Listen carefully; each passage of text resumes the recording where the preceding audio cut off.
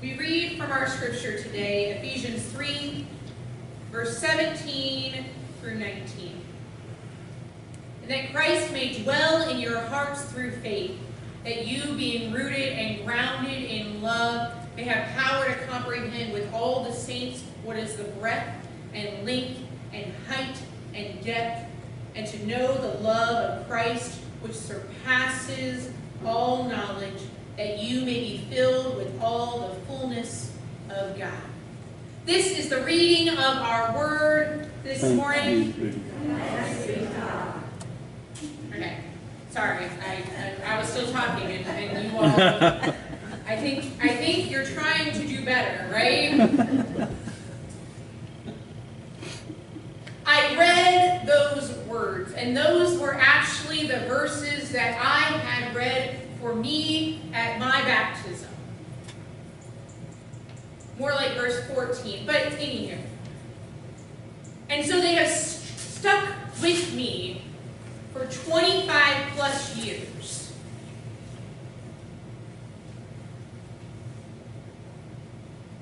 That I am loved.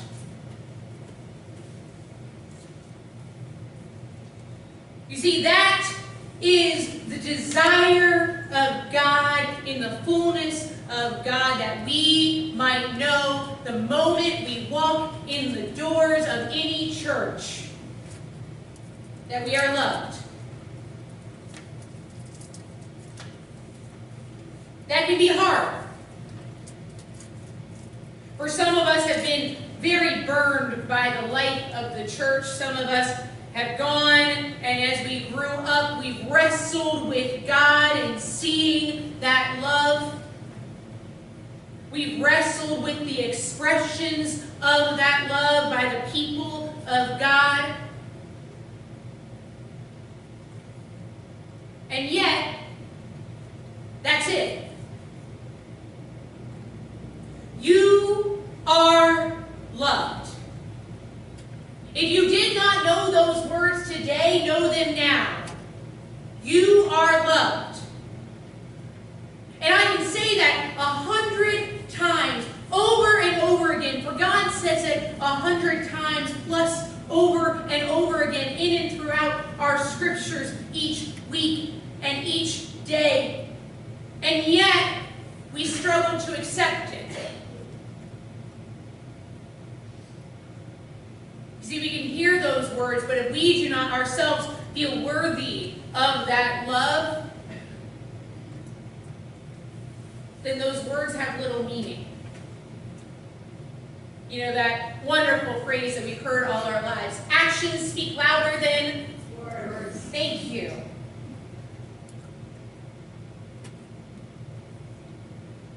It's why I asked the kids this morning, how many of them make their beds? Oh, I didn't ask that. I should have. Because I know you parents are going, please, right? Or at least I feel that.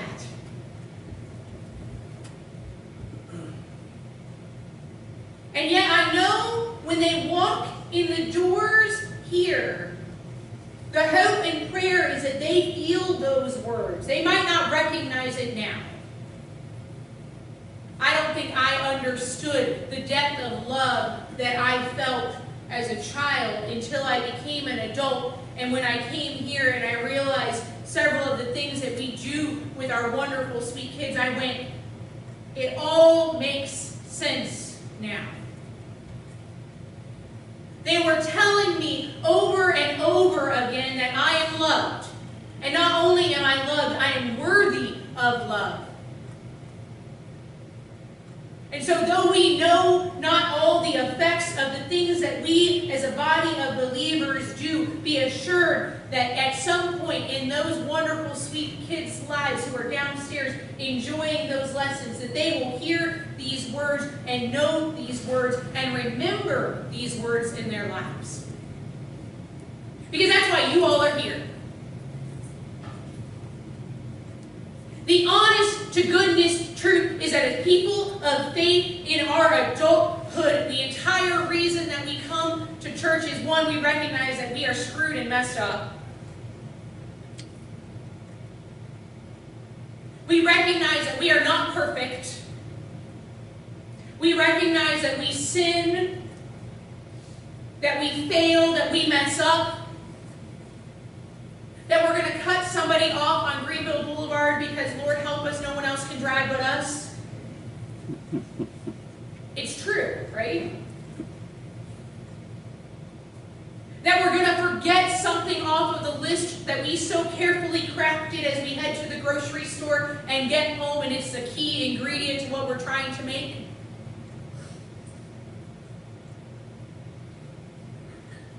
That we forgot somebody's birthday or anniversary.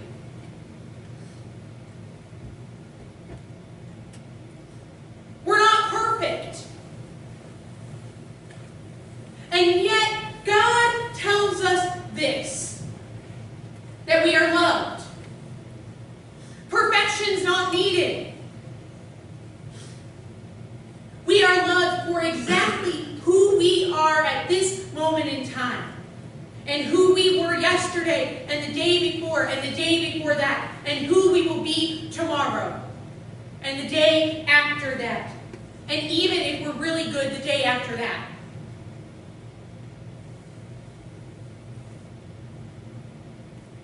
There's nothing that we can do that will not have God telling us you are loved. We can run, we can hide, we can stay away, we can pretend that we are okay outside of the body, and yet God still says you are loved.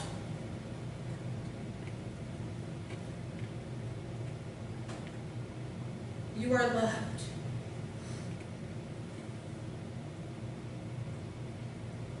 I first heard those words phrased in that particular way when I was a child by the minister I grew up with. Part of the reason I enjoy greeting every single wonderful, sweet child when they come in the door is because that's how I was greeted as a child.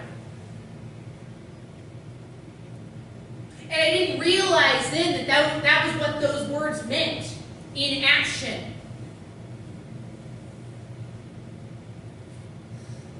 I didn't hear them terribly often. My parents, of course, at the bottom of every birthday card, and you all know this phrase, right? Whatever phrase your parents wrote at the bottom of every single birthday card, whether it was your mother or your father or whoever, you got the same phrase every single year, didn't you? It might change date-wise.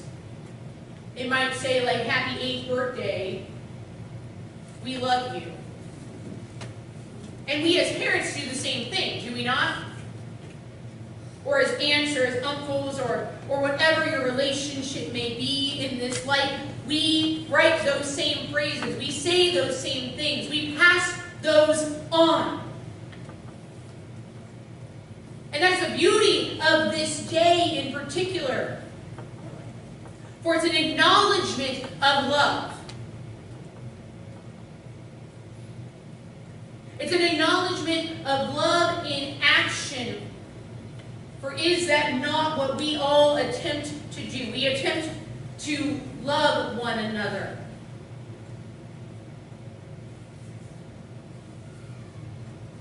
We not do it so well. I know part of my morning this morning was begging my children for 5 minutes of silence as we drove from the house to here.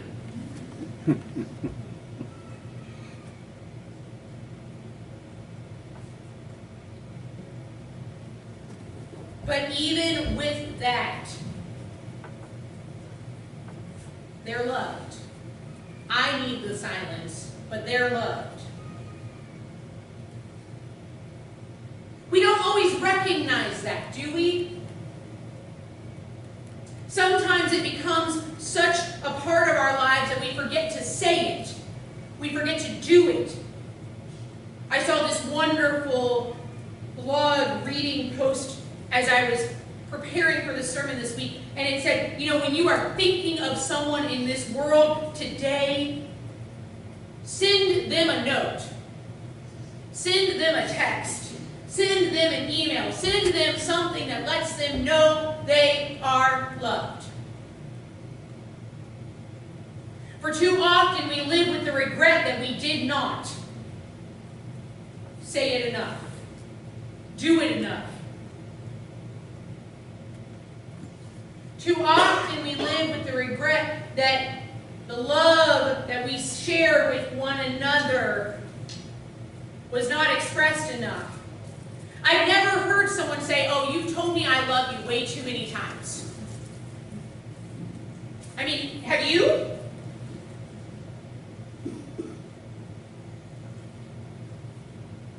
I don't think any of us regret the expressions of love that we've received. In fact, we most likely treasure them.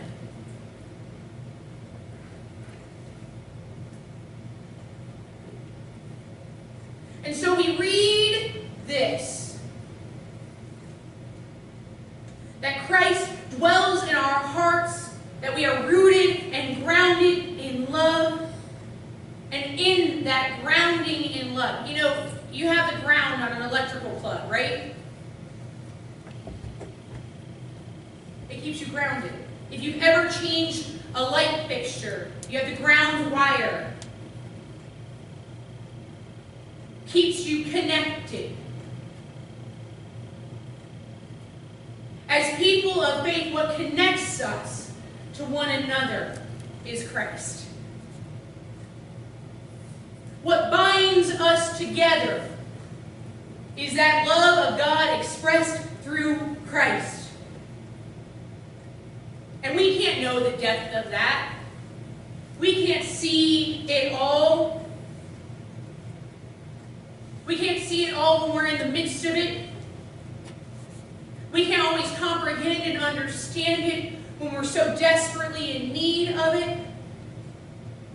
And yet it is there. It is there. And it is there so that we might be filled with the fullness of God. And for each one of us, that may or may not be a different expression. I love the book by Gary Chapman, The 5 Love Languages. If you have never read it or seen something along those lines, it is a fantastic understanding of the fact that how we understand love will be different for each and every one of us. For some of us, it is words. For some of us, it's a hug. For others, it's actions. For myself, if you want to come to my house and clean my bathroom, please. That would say, I love you more than anything. For others, it's little gifts. You know, those wonderful people that are like, ooh, I got a card, and they keep every single one of them. We have these different things that we need or hope for. And God, in the breadth and length and height and depth and all of those things, gives us those needs. Sometimes, though, it is up to us to recognize them. So I'm going to say it to you again. You are loved. Each and every one of you are loved. So just like I had the kids, I want you to say it to yourself, because maybe if we hear it enough, if we say it enough, if we read it enough, if we understand it enough, we'll begin to believe it. For some of us, that's easier said than done, depending on where we are in this point of life. But know this, you are loved. So say, I am loved. Don't say you are loved. I mean, you can turn to others and say you are loved. But say it. Say, I am loved. I am loved. Say it as if you actually believe it.